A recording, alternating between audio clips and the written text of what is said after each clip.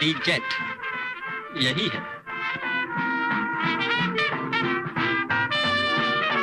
तुम जानती हो, एक चोर का साथ देकर मैं बहुत बड़ा जुर्म कर रहा हूँ।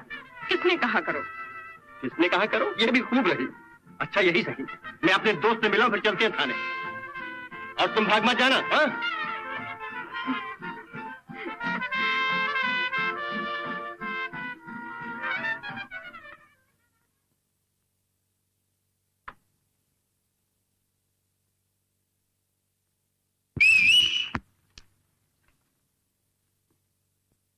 मदन!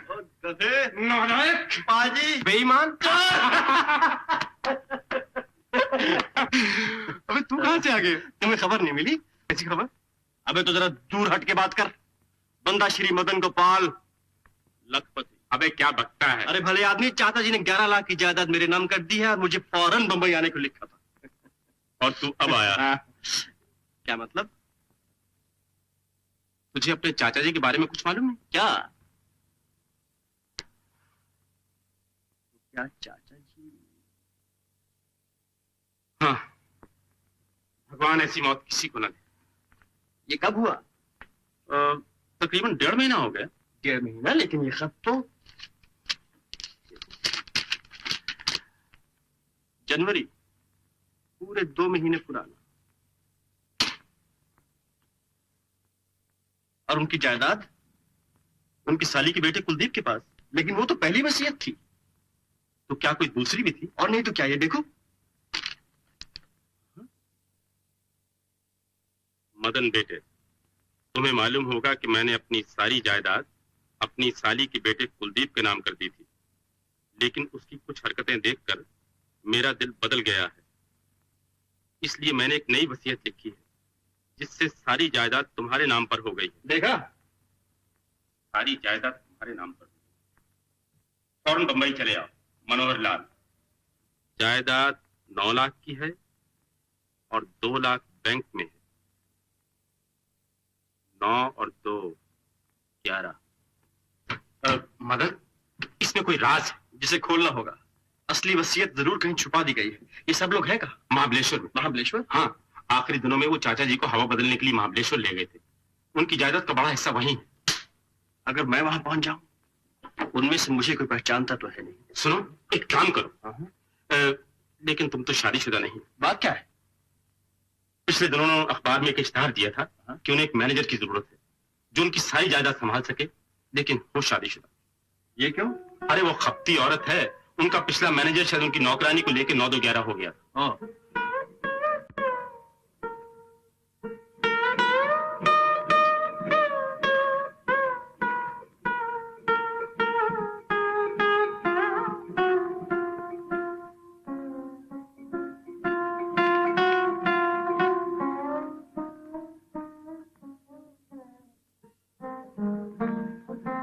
लेकिन मैं तो शादीशुदा हूँ। शादीशुदा? अबे चल झूठा के। सच? क्या बकता है तू? अगर तू शादीशुदा तो तेरी बीवी कहाँ है? नीचे है?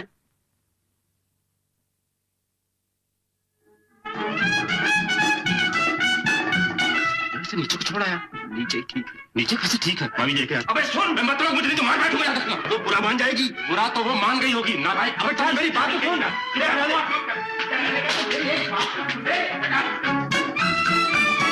अरे अरे सुन। नमस्ते भाभी जी? ये आदमी बड़ा बदतमीज है। आप डार्लिंग, डार्लिंग, ओ तिनका।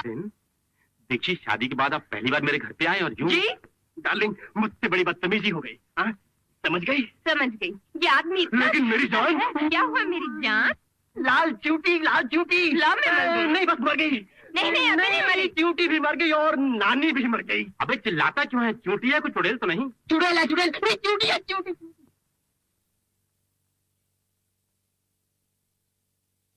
तू मर गई यार।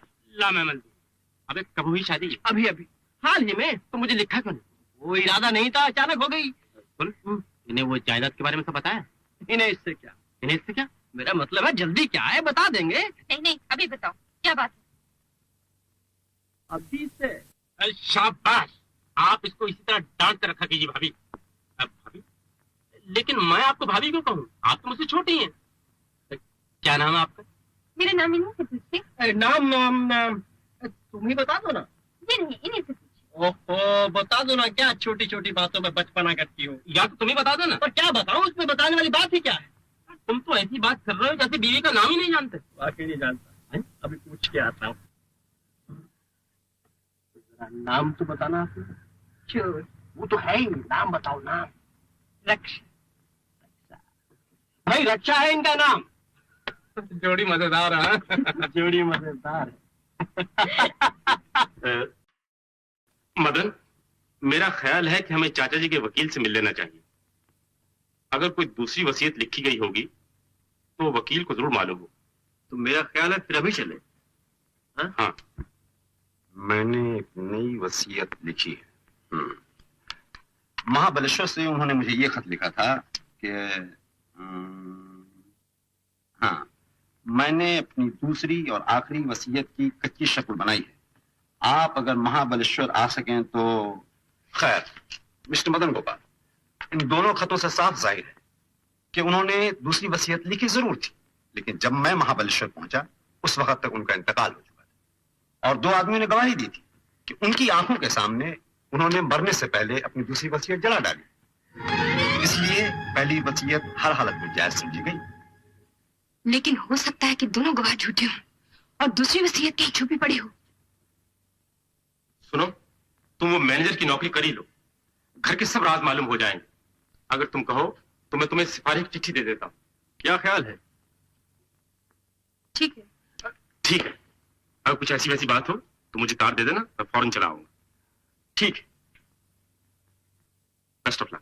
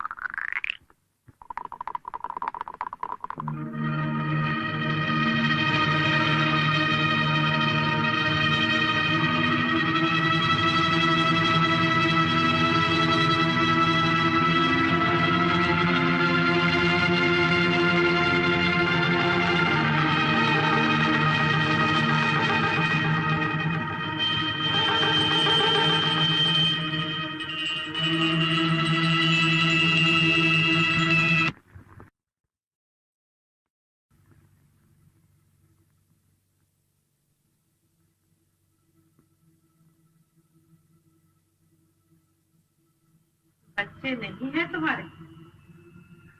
जी अभी तक तो नहीं।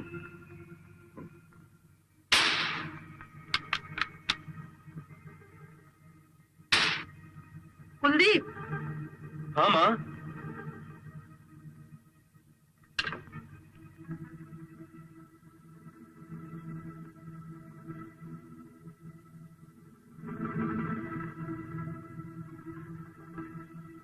कुलदीप।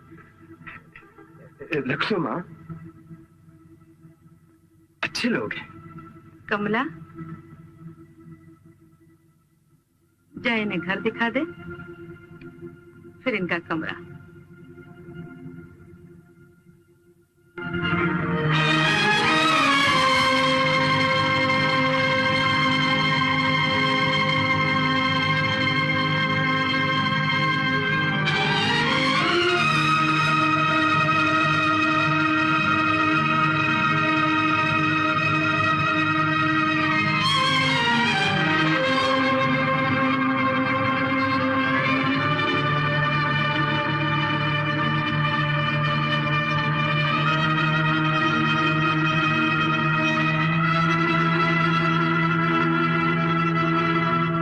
कुलदीप,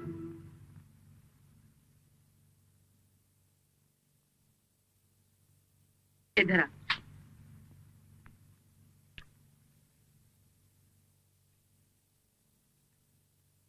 हाँ माँ, मैं जानता हूँ, यही ना कि अब मेरी शादी हो जानी चाहिए। वो सुनीता नाम की कौन लड़की है जिसे तो बहुत पसंद करता है? नीता?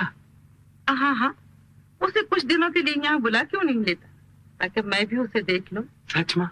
वाह माँ वाह, मैं आज ही उसे बम्बई टेलीफोन करता हूँ कि वो यहाँ आ जाए। माँ, ये कमरा क्यों बंद है? इसमें कोई नहीं जाता, इसमें भूत रहता है।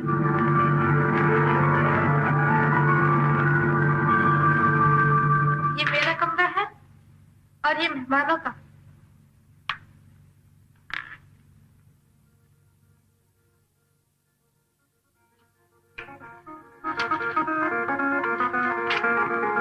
और वो नीचे आता।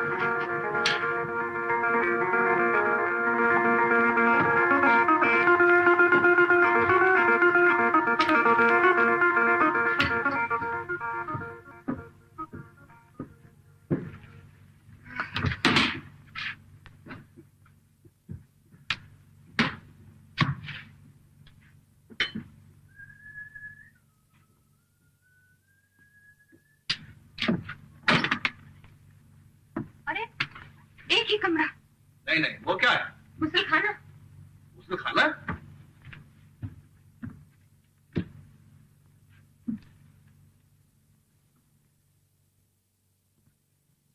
मार डाला। फिर तुम कहाँ सो गए? मैं वहां। वाह, और मैं? तुम यहाँ? दोनों एक ही कमरे में? आइडिया, बीच में पर्दा डाल लेते हैं। जी नहीं, ऐसा आइडिया मंजूर नहीं। ये तो बड़ी मुश्किल हो गई। तुम एक काम करो, तुम गुस्ल खाने में बिस्तर लगा लो। मैं? शर्म नहीं आती? बड़े मर्द बनते हो, औरत की इज्जत भी करना नहीं जानते। औरत ही जब चोर हो तो कोई क्या करे? चोर भी हो तो भी औरत की इज्जत करना सीखो। यानी कि गुस्ल खाने में सोना सीखो। चल बेटा मदन, ये भी सीख ले। वैसे किसी चोर के साथ एक ही कमरे में सोना था खतरनाक। क्या कहा?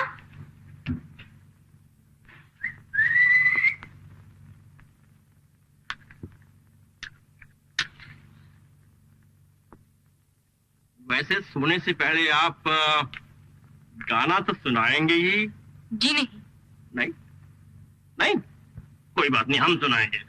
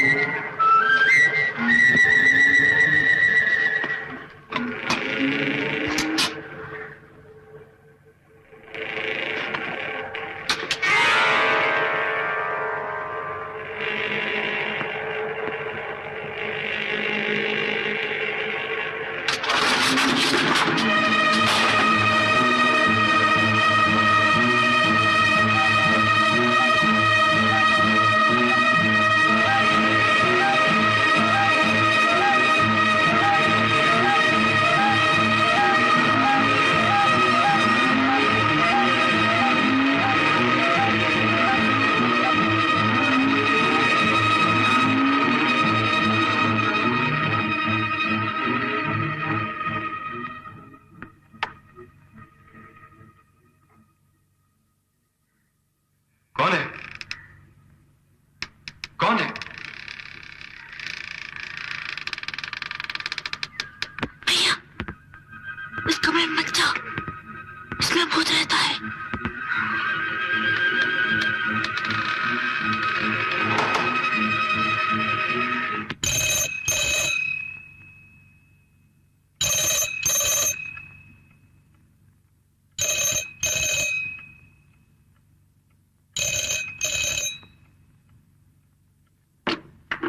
Hello?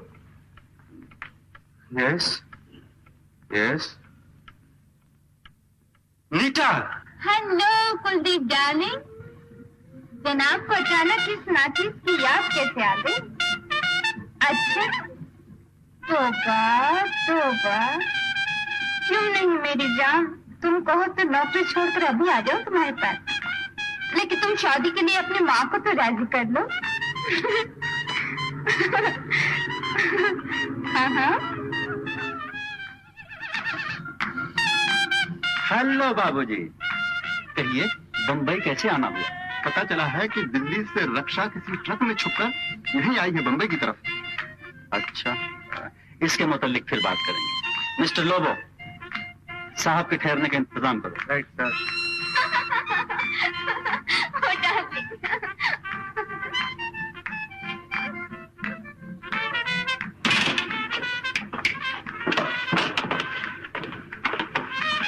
ध्यान से सुनो, तुम शराब की गोलमाल के लिए मेरी गाड़ी नहीं बल्कि अपनी मेमसाहबा व नीता गाड़ी लेकर जाओगे, समझे? जाओ। पुलिस को इस बात की खबर हो जानी चाहिए और गाड़ी होटल के बाहर पकड़ी जाए। हाँ, जाओ। तुम डांस का बंदोबस्त करो।